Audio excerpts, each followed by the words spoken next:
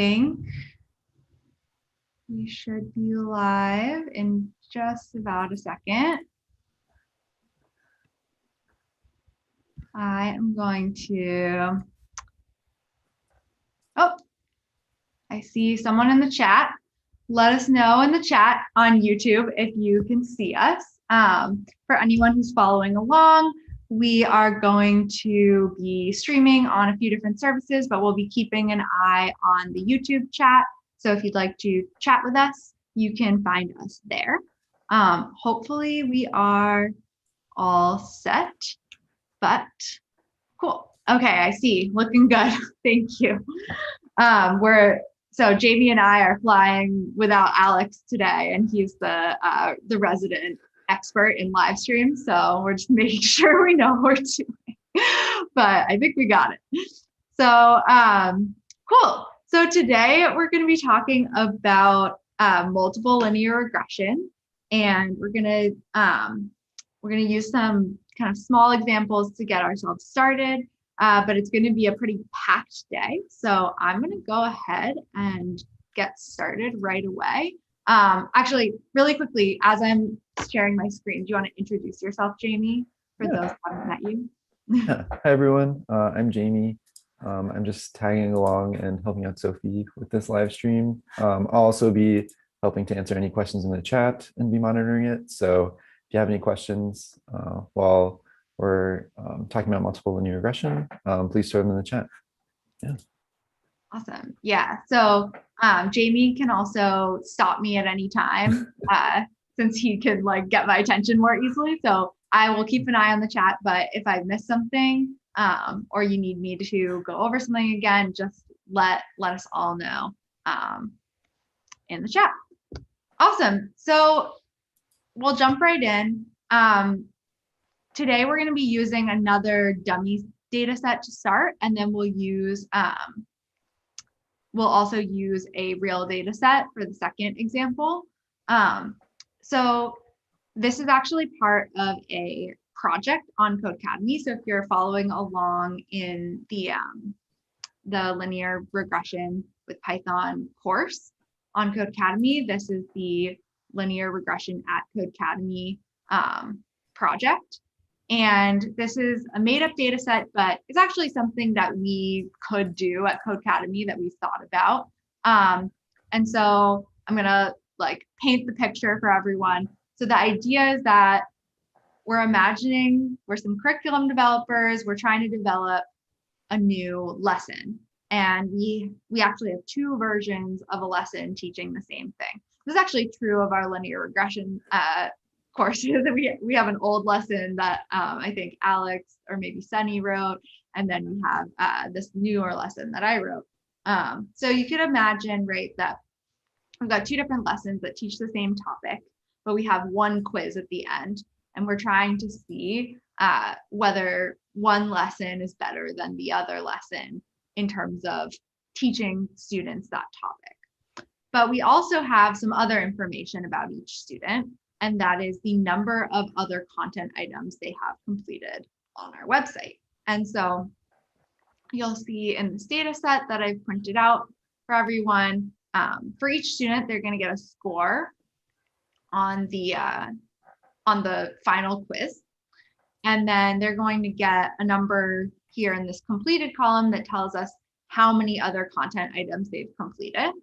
And then here we've got an indicator that tells us which lesson they took on Codecademy's website. And we want to use all this information to predict score. And in the process, we want to understand what's the relationship between all three of these things at once. Like, what's the relationship between how many content items someone completed in their score, and what's the relationship between which lesson they took and their score. And we're going to build a model to do that. So up to this point, we've only done simple linear regression, which is to say that we've only used one predictor in our linear regression models.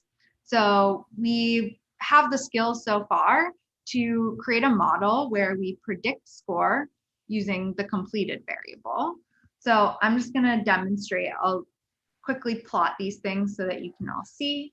So if we do a scatter plot of completed against score, and show that, right? We get this relationship between these points, and we can see that it looks like people who have just completed more content items, regardless of what those content items are, people that have completed more content items are doing better on the quiz, right? People who have done less content items are doing worse on the quiz. We can also make a box plot, right? We can do this of the same thing, but now looking at the lesson variable. And we see it looks like on average, people are doing a little bit better if they took lesson A compared to if they took lesson B. So we've now looked at two bivariate relationships. We looked at the relationship between these two variables and these two variables, but we haven't looked at all three together. And remember, before when we used simple linear regression, when we fit a linear model here, we were trying to find the line that minimized the vertical distance between the line and all these points. When we did a linear regression with these two variables, we were doing the exact same thing. It's just that we were, here we can print this again. It's just that our points were, I didn't mean to do that, sorry. Scatter plot. My bad. Sorry, sometimes coding and talking is tough. Right, but we had something like this, right, where we have a set of points here, a set of points here. We basically are finding the mean of each set of points and drawing the line that goes through those 2 points. Now we're going to try to fit a model that predicts score using both completed and lesson as predictors. So in order to do that, I think actually the first thing I'm going to do is I'm just going to fit the model. And then we're going to go back and we're going to try to understand what the output looks like. So let us go ahead and I'm going to grab this from my final code. To be honest, I'm seeing a question about Candlebar in trading stocks graphs. I don't know what a Candlebar plot is, to be honest. Yeah, but a box plot really quickly is just, so this just shows this line in the middle, shows the median. And then these are the 25th and 75th percentiles. And these, I believe, are like the 95th percent or 97.5 percentile and 2.5 percentile. So like 95% of the data is in between these two lines, and then these are outliers. So it just gives you a sense of where this data lies, similar to this picture. I will look up what a Candlebar graph looks like after this. Okay, so here's our model. We're again going to use, oh, I gotta probably grab, oh, no. Sorry, guys. So here's our model. We're using this OLS from formula function again. We've been using up to this point.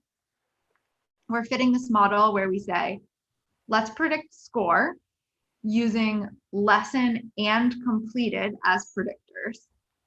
And we're going to use the Codecademy data. So that's this data set that I printed up here. And then we're going to fit the model. And then we're going to print out the parameters of the model. So here, I'll do this so everyone can see all of my code in one place. So when I run this, I get an intercept, a slope on lesson T dot lesson B, which looks a lot like what we saw last week when we talked about categorical predictors already. And then I also am getting a slope on completed. So we're going to try to understand what these three pieces of information give us. The other thing I want to do before we jump into this a little further is I'm going to just add a little bit to this graph right here. So in this graph, remember, we're just looking at the relationship between completed and score. So just two of our variables in this equation down here. But I can visualize the third variable, which was lesson, by using a little bit of color. I also think actually a nicer way to write this is you can do this and then tell Python where the data is coming from. So now Python knows all of this is coming from this Codecademy data set, and so I don't have to append the name of the data set on each of these things. And when I do that,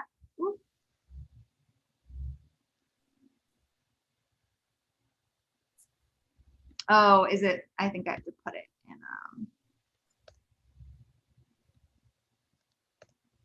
Yeah. Okay.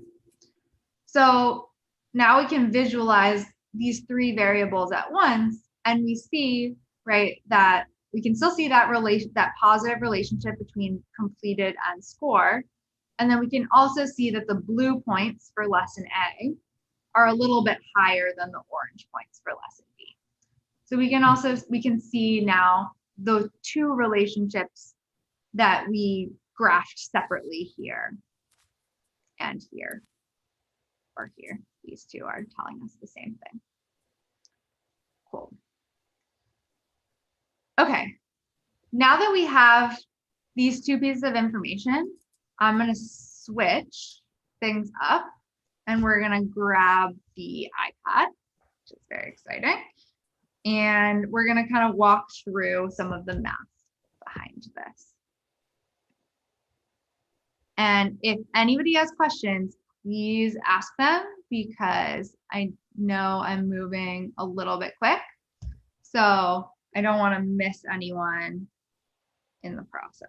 Sorry, just a little bit off center, but leave it. Okay. So I've now written everything out here that we just looked at. We've got this graph, right, that shows lesson A and lesson B colored. And then we see score against completed, right? And then we've also got our output from that model, and we've got the model written out here. So remember, we did score as a function of lesson and completed. So let's write out now what these two things tell us about our model. So when we fit this score as a function of lesson and completed model, what we're actually saying is we want to fit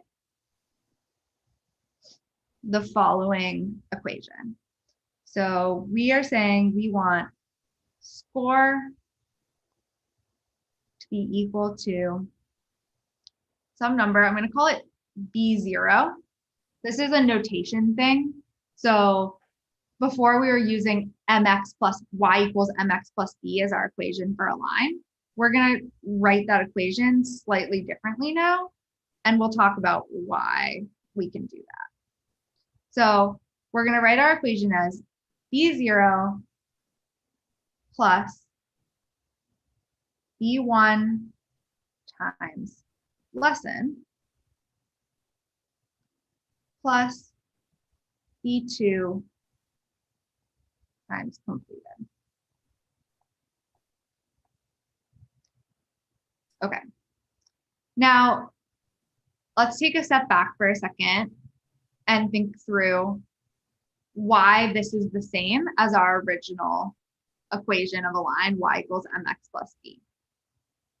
So remember, right, we started with this equation, y equals mx plus b, where y was the outcome variable. So that's something like score, right? This is our outcome variable. X is our predictor. So that's something like completed or lesson. And then this B was our y-intercept. And this M was our slope, right? And these were just numbers. So we notationally chose to put the MX term first and the B second, but you can add numbers in any order. So, right, like 2 plus 5 is the same as 5 plus 2. So we could really rewrite this equation as y equals b plus mx. And then we've just chosen to use the letters b and m, but we could replace those with anything else. So in our new equations, we're replacing them with b0 and b1. So y equals b0 plus b, oops, plus b1x is really the same equation as the one above. We've just decided to call the slope and the intercept slightly different things.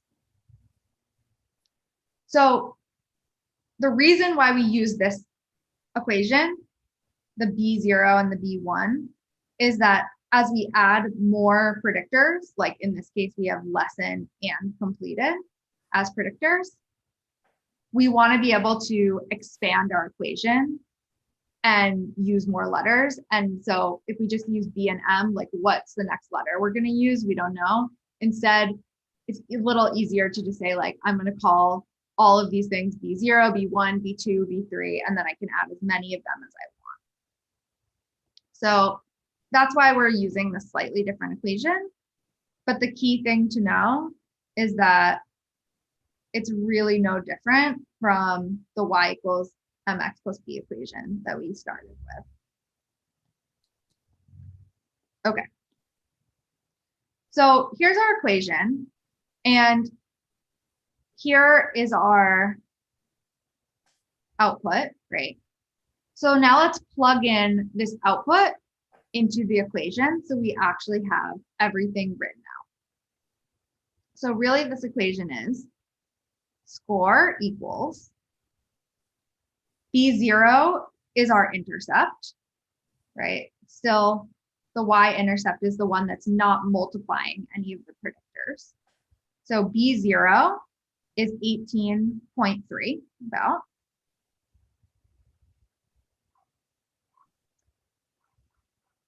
B1 is our coefficient or slope on lesson. Now you'll notice that in the output, sorry, there's some sirens in the background here. You'll notice that in the output, lesson got printed out as lesson t.lesson b. What that means is this is actually a indicator for when the lesson is equal to lesson b. So remember from last time, in order to fit the model with a categorical predictor, we have to code the categorical variable as zeros and ones. In this case, we're saying 1, for the purpose of this equation, 1 is equal to lesson b, and 0 is equal to lesson a. So I'm going to go ahead and just write this out exactly like it is in the output, and then we'll talk about it after. So plus, but then it's a negative 13.2 about. So plus a negative is really just a negative, but we'll write it all out for now. So we've got plus minus 13.2 times, and then I'm going to write this whole thing out, lesson t dot. So if we have a question in the chat, Great. yeah. So Someone's saying, I'm new to Python. Would linear regression be used for a rideshare price predictor? It certainly could. Yeah. Yeah, I'm super excited that people are using this as a way to get more familiar with Python, because I do think it's a lot easier to work on a project if you have a specific goal. And so these types of problems are super interesting. And it's, I think, a good way to get started with programming. Okay, so, and then we've got another slope, B1, or sorry, B2, on completed, and that's equal to 1.35. I'm going to round to 1.4, but got 1.4 times completed. Okay. So here's our equation. Score equals 18.3 plus minus. Remember, plus minus just means minus. So I'm actually gonna erase this for a second and just replace it with a minus sign. Adding a negative is the same as subtracting. Score equals 18.3 minus 3.2 times lesson. This whole thing here, this lesson T lesson B, is just an indicator. It's equals 1 if lesson B, equals 0 if lesson A. And then plus 1.4 times completed, where completed is a number of prior exercises completed. So now what I'm going to do is I'm going to break this up into two equations. So we're going to get an equation for lesson A, and we're going to get an equation for lesson B. So let's start with lesson A.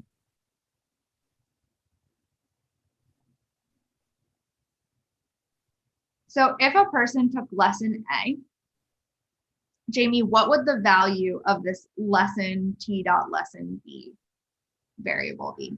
If they took So since lesson T dot lesson B is an indicator variable, and we're looking for the equation with lesson A, we'd want to plug in 0 for that indicator variable.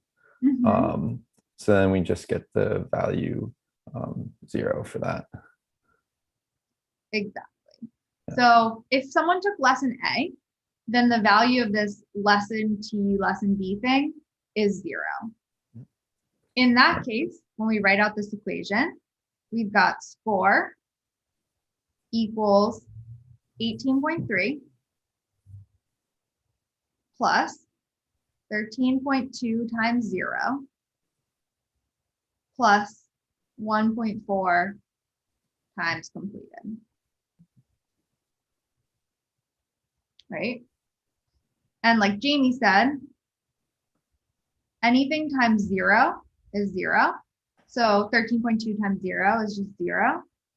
So if we simplify this, we get score equals 18.3 plus 0 plus 1.4 times completed. And we don't even have to write out plus 0. It doesn't mean anything. So we get score equals 18.3 plus 1.4 times completed. Now this looks a lot more like our y equals mx plus b equation that we have before. We have another question in the chats. Someone's asking, what if there's an intrinsic correlation between lesson and completion? I guess would that have any effect on the multiple linear regression? So, okay, so that is a complicated question.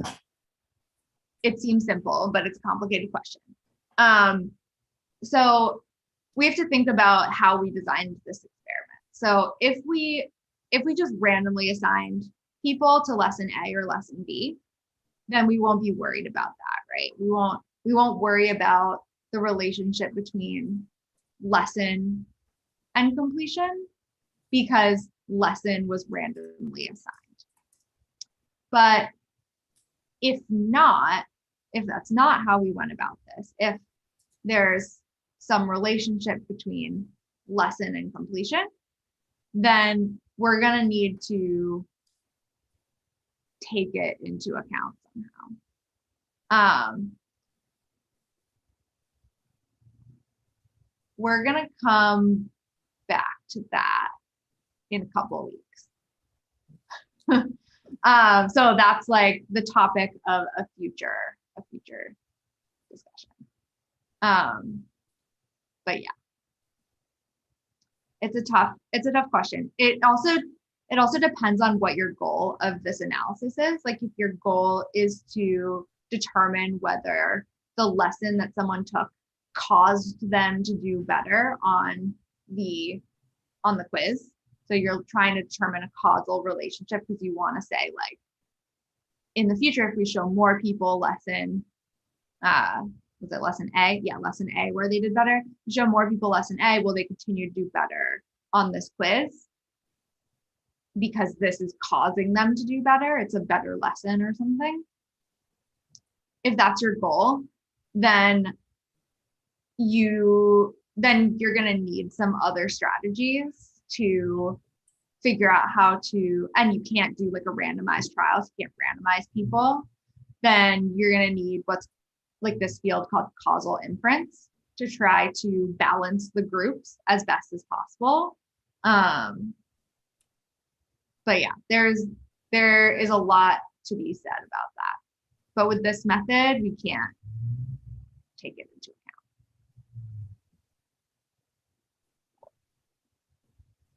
account. Okay. So this is lesson A, our equation for lesson A. And now we also are going to have an equation for lesson B. Let's see, where can I do this? Oops. Sorry, guys. Thought I would be able to move this thing. Okay, maybe not.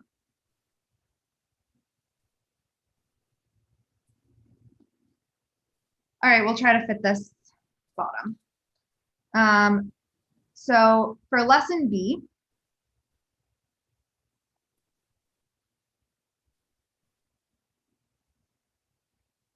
I'll put like a divider line that would create some separation. So for lesson B, the value of this lesson T lesson B is equal to 1. So now when we plug in, we're going to plug in a 1 for that variable. So we've got score here. Score equals, starts out the same, 18.3. Then we've got 13.2, so minus, oops, I also realized I just messed this up.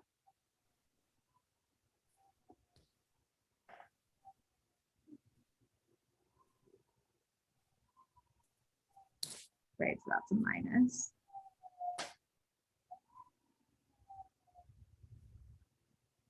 Okay, we got 18.3 minus, then we've got 13.2, sorry again, times 1, because now this whole thing is equal to 1 if it's lesson B. And then we've got plus 1.4 times completed.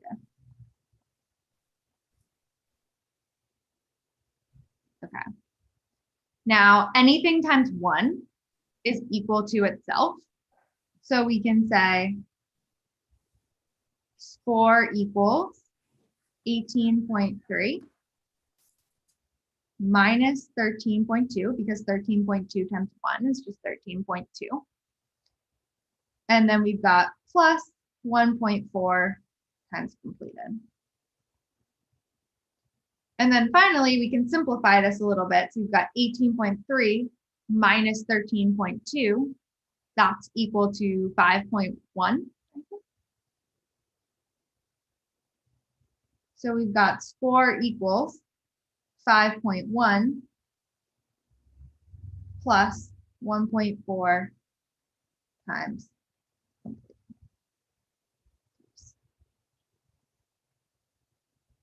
And that's our equation for lesson B. Okay, I see a question. Oh yeah, we might need to calculate variance inflation factor prior to doing the regression. Yes, I am a little bit rusty on this, to be honest, but there's definitely ways that you can weight the regression based off of the like differences between the groups for lesson A and lesson B. But yeah, again, like if your goal is to prove that lesson A causes an improved score, then you're going to need causal inference methods. Yeah. Okay. So we've got our two equations for lesson A and lesson B. Let's try to draw them on this picture. So for lesson A, our equation was score equaled 18.3 plus 1.4 times completed. So that means that the y-intercept is 18.3, and then the slope is 1.4. So I'm gonna like imagine, right, the intercept is back here somewhere in this picture, or the y-axis is back here somewhere, because this is 10, so back here is 0. If we were to extend this out a little bit. So if we're crossing 18 at the y-axis, it's gonna start, that line is gonna start around here. And we've got a slope of 1.4. It's gonna be like over 1.4, or sorry, over 1 up 1.4, over 1 up 1.4. I'm not gonna really try to graph this, but we've got some sort of line like this. For the other group, the slope is exactly the same, right? The slope is 1.4 because the number multiplying completed in both of these equations is 1.4. So it's going to be exactly the same steepness, but now the intercept, instead of being 18.3, it's 5.1. It's exactly 13.2 units below this intercept. So for this line, the y-intercept is going to start a bit lower, but then it's going to have the same slope. We're going to try to draw that. So same steepness, but starts lower. And that kind of looks like it fits what these points are looking like. Cool. Okay.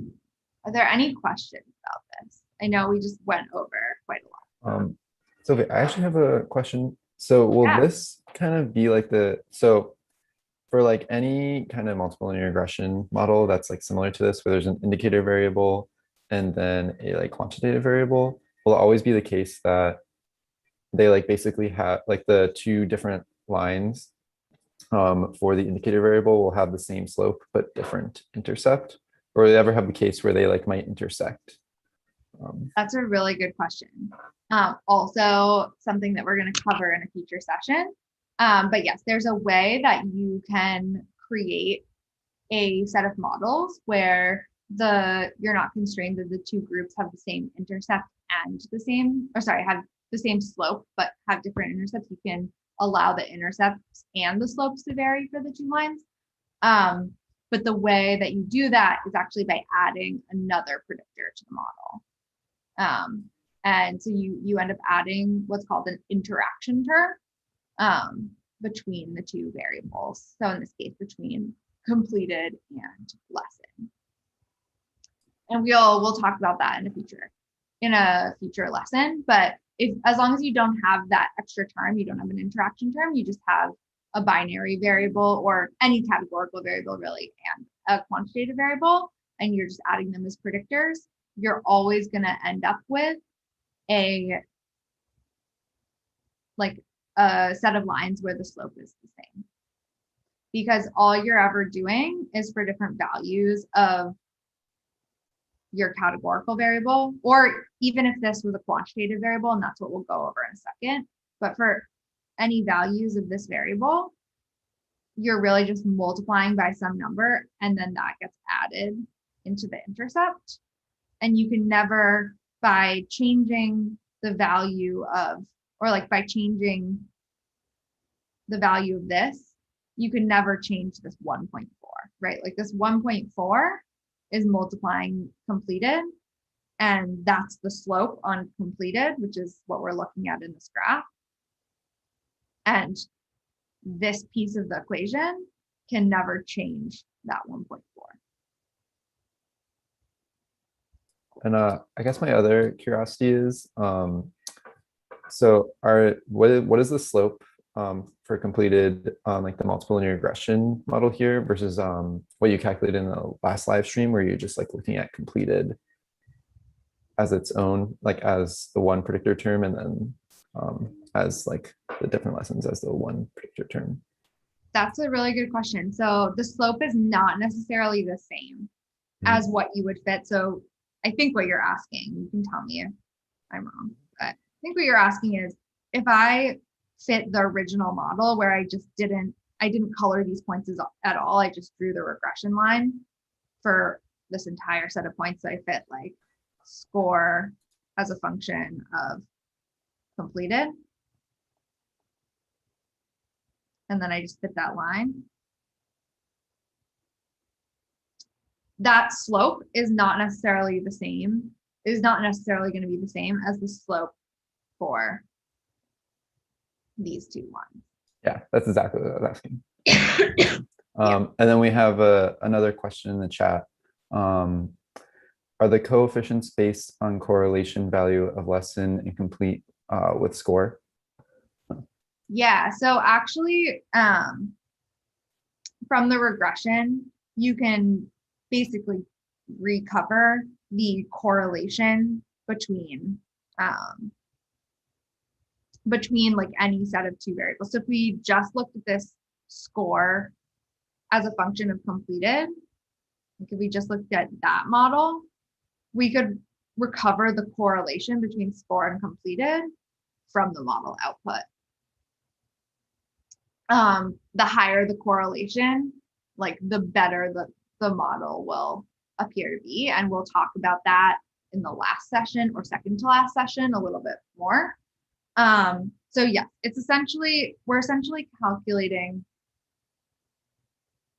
we're not calculating the correlation directly, but we're saying the model is going to be a better fit to the data if these things are highly correlated with each other. So if score and completed are highly correlated and score and lesson are highly correlated, then we can fit a better model that explains more of the variation in the data that we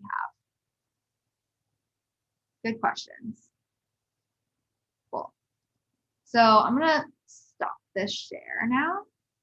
And I'm going to reshare my notebook. Cool.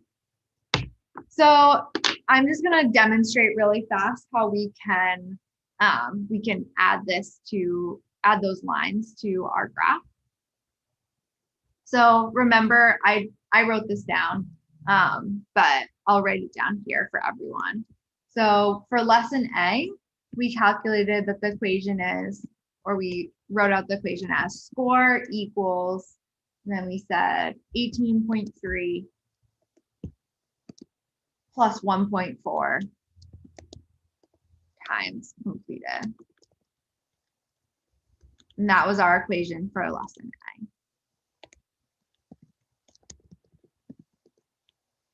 So let's add that to the model, or let's add that to our picture first.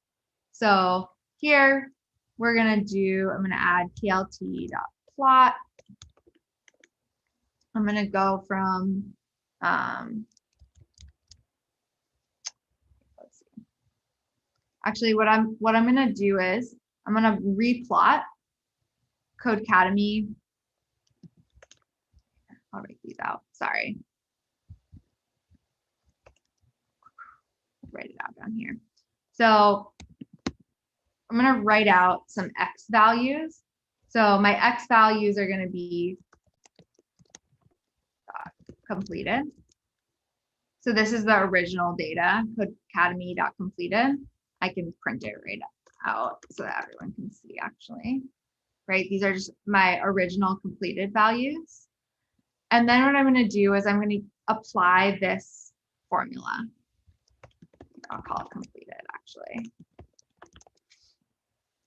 Right, so I'll apply this formula. So then my predicted, based on this model, my predicted scores based on these values are going to be 18.3, or I'll actually grab this whole thing. So it's 18.3437, whatever, plus this number, 1.35, whatever, times these completed values. And then I'll print those out. Predicted scores, right? So to get this number, 65.75, what I did was I took 18.34 plus 1.35 times 35, and that gave me my predicted score for someone who, oops, actually, yeah. So that gave me my predicted score for someone who completed lesson A. So I should say predicted scores A. Yeah. Okay, so let's add that line to our graph now. So we can add plt.plot. We're going to plot completed versus predicted scores A. And run. And there's our line for the blue points. Now to Jamie's point, if I was like isolating the blue points and just trying to draw a line through those blue points, I probably would draw a slightly steeper line. But we're restricted that the lines have to have the same slope. So it's not the perfect line that we would draw through those blue points. But it does reflect that the blue points are a little bit higher. Now, let's do the same thing for lesson B. So for lesson B, my equation was score equals 5.1 plus 1.4 times completed. Remember that 5.1 is really coming from 18.34 whatever minus 13.816. So I'm actually gonna write that all out here. And then this is, yeah. So there's my equation for predicted scores B. And now I'm gonna add this to my model, or this to my plot, so you can all see it. And now we've got, right, the blue line is the predicted, or the line for lesson A. The orange line is the point for, is the line for lesson B. And like we said before, they have the same slope. They're exactly parallel. They will never intersect, but they do represent two relationships. They represent the relationship between score and completed, but also the relationship between score and which lesson someone took. Really quickly, because I know we're going to run short on time and I want to get to the next example. The other thing to notice about this is that, so as we're interpreting this, if we just interpreted within lesson A, so like let's forget about lesson B for a second. This is our line for lesson A. The way we would interpret the slope and the intercept And this kind of comes back. I think we skipped over it a little bit in the first week, and I kind of regret that because I wish we'd spend more time on it. But if you've taken the lesson on Codecademy, thought about it a little bit, maybe you got there yourself, right? The interpretation of the intercept for this line is it's the expected score on the quiz for someone who completed 0 assignments, right? Because the intercept is where this line intersects the y-axis, and the y-axis happens when completed equals 0. So when we have this y-intercept of 18.3, that means that for someone who took lesson A, we're expecting them to score an 18.3 on the quiz if they completed 0 prior assignments based on this model. And the slope is the expected difference in score for a 1 unit increase in completed. So, right, because remember, the slope is rise over run.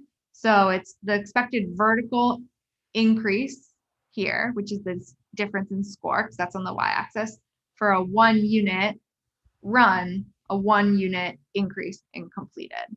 So for groups of people, for a student who completed 1 more assignment than someone else, we expect their score based on this model to be 1.4 points higher on the quiz.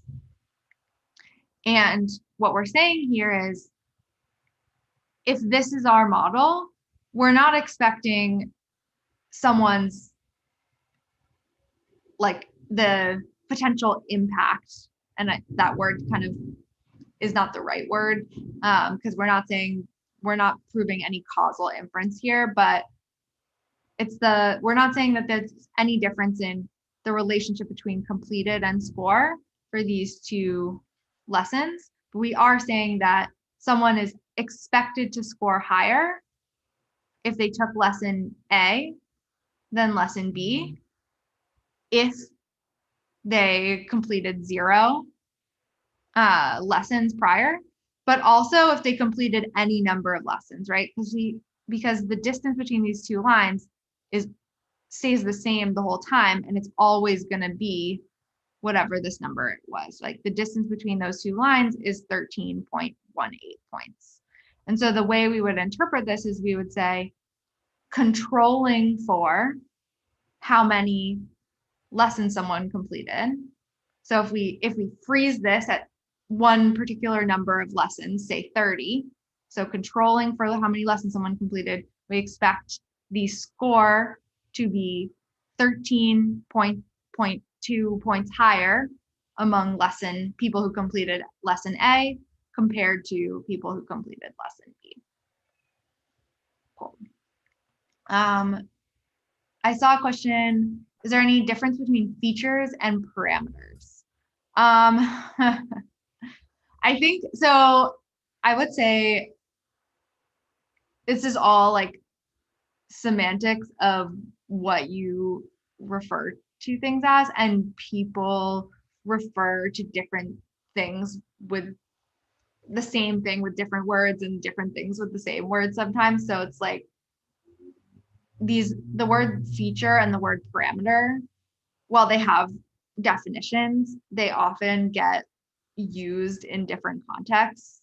And so I think, so I should probably be referring to these predictors or these like columns of my data set as features, or predictors if they are predictors and a target variable, or outcome variable if they're the outcome variable. But you might see people referring to them as parameters. Okay, I'm gonna grab the like solution code for the next 10 minutes so that we can get through a little bit more. So for the last 10 minutes, I'm going to talk about a slightly different example. And this example is actually, it's from a data set that I grabbed from the UCI machine learning repository. You can see the citation at the bottom. So this is a study of a group of students. So similar topic. And we're just going to focus on some test scores for those students. So the scores are for a math test and then a Portuguese test. And there are numbers after them. So there's a math 1, math 2, math 3, port 1, port 2, port 3 in this data set. And these are like semesters of a school year, I think. So it's like their math 1 value is their score on the math test after their first semester, then after their second semester, and then this is like at the end of the year, I believe. So we've got this picture here, and I'm actually gonna switch back to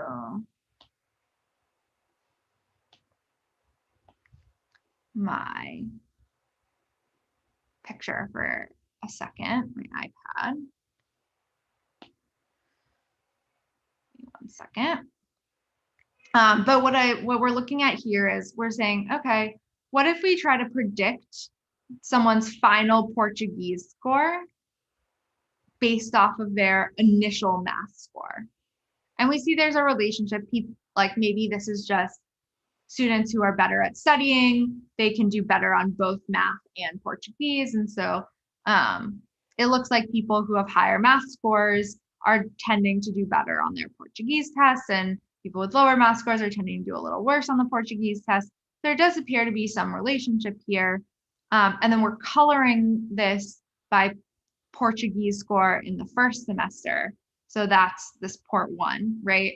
And so we see darker colors are higher Portuguese scores in the first semester, and lighter colors are lower Portuguese scores in the first semester. And this is almost the same thing as what we were looking at before, but now this Portuguese or this port 1 score is no longer a categorical variable. It's a continuous, or in this case, it's like a discrete quantitative variable, but we can think of it as a continuous variable. But basically it's a number, it's not a category. So we can do the exact same thing, but it's gonna look a little bit different. So I'm gonna show you guys, on my iPad again, what that looks like.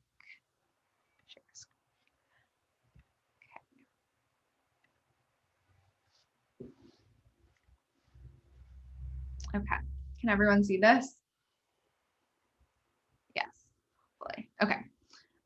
Okay, so here is another model where we have port 3 as a function of predictors math 1 and port 1.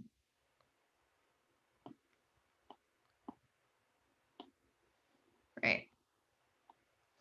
And then we can fit a model just as we did before with 2 predictors by putting this model formula into our sm.ols.fromFormula function. I'll demo that in a second when we come back.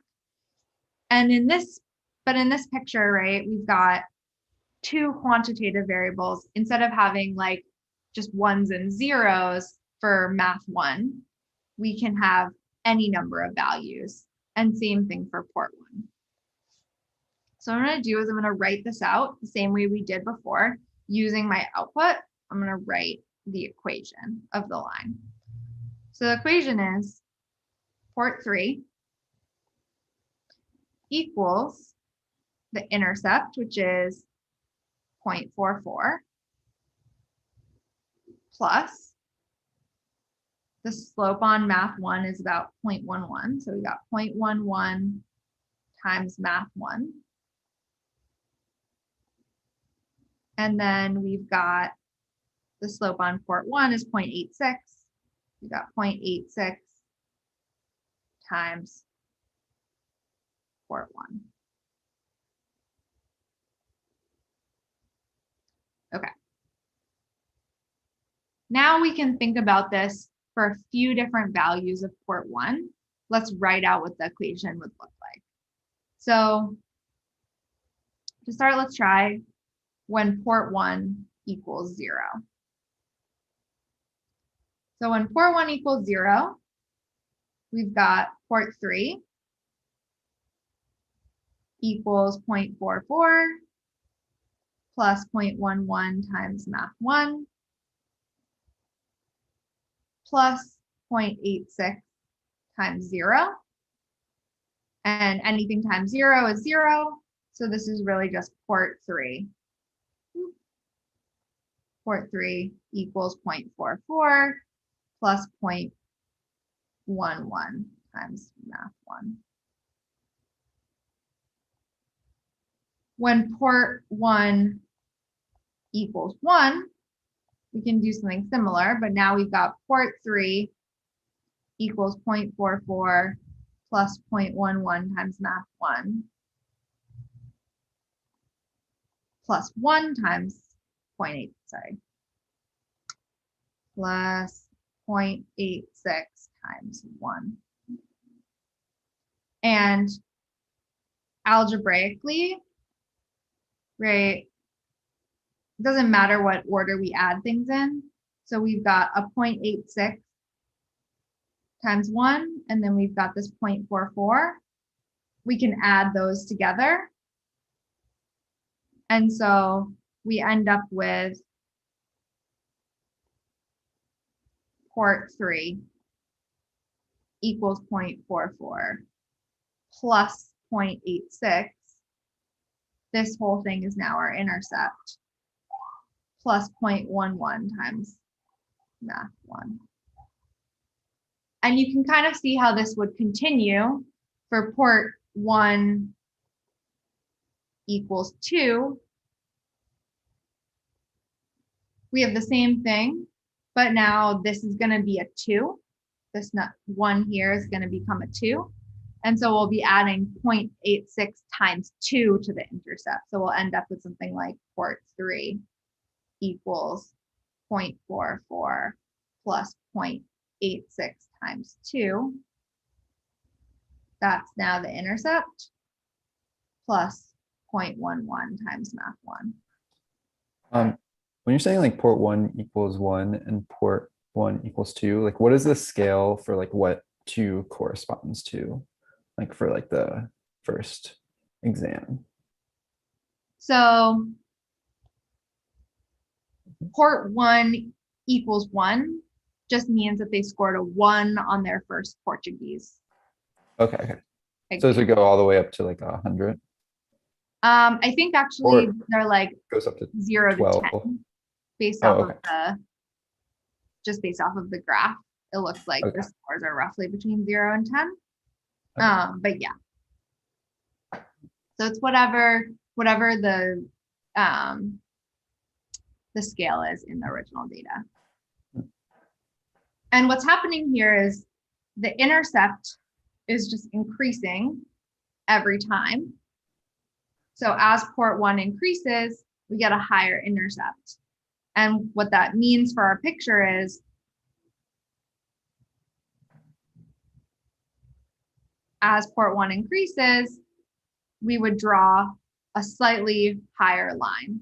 And there's infinitely many lines that could be in here because port 1 could be infinitely many values. I mean, in reality, it's really probably just 0, 0.5, 1, 1.5, 2, 2.5, etc. But like theoretically with another quantitative predictor, it could be any value, right?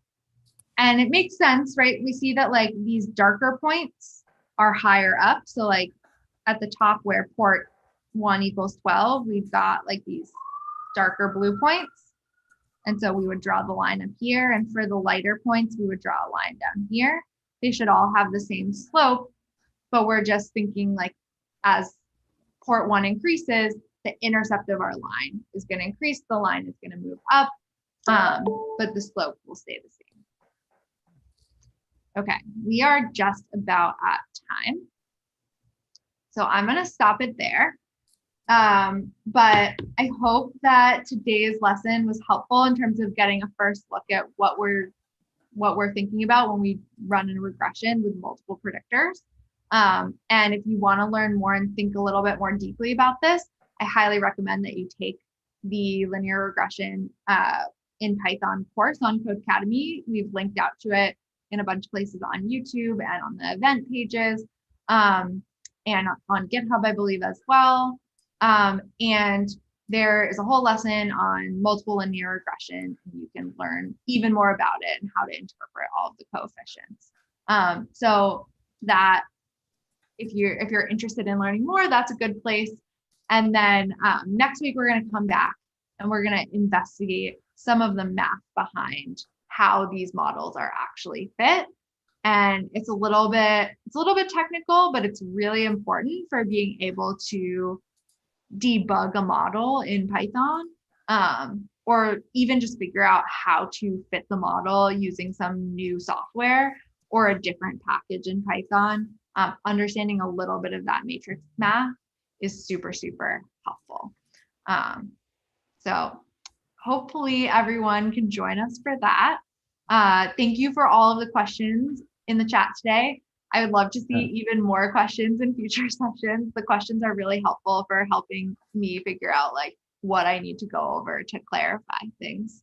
But it's awesome to see more people back every week. And I really appreciate everyone stopping by. I just want a second also to take Sophie's like linear regression lessons. They're very awesome. And they're like very helpful if you want to learn more about this stuff. So yes, definitely like look at those. And thanks for joining us today. And thanks for letting me join you today, Sophie. And office hours on Thursday at the same time, 11 a.m. Eastern time in the US. And we will also, after this week, because not too many people have been showing up. So please show up if you'd like to. If you go to codecademy.com/events, you can check out, or you can get the link to that. But after this week, we will be trying out office hours on Discord. So if you're interested, that could be really cool. I have just joined our Discord and have discovered there's lots of really good conversation going on Discord. So if you'd like to join for that, highly recommend. Okay. All right. Have a good rest.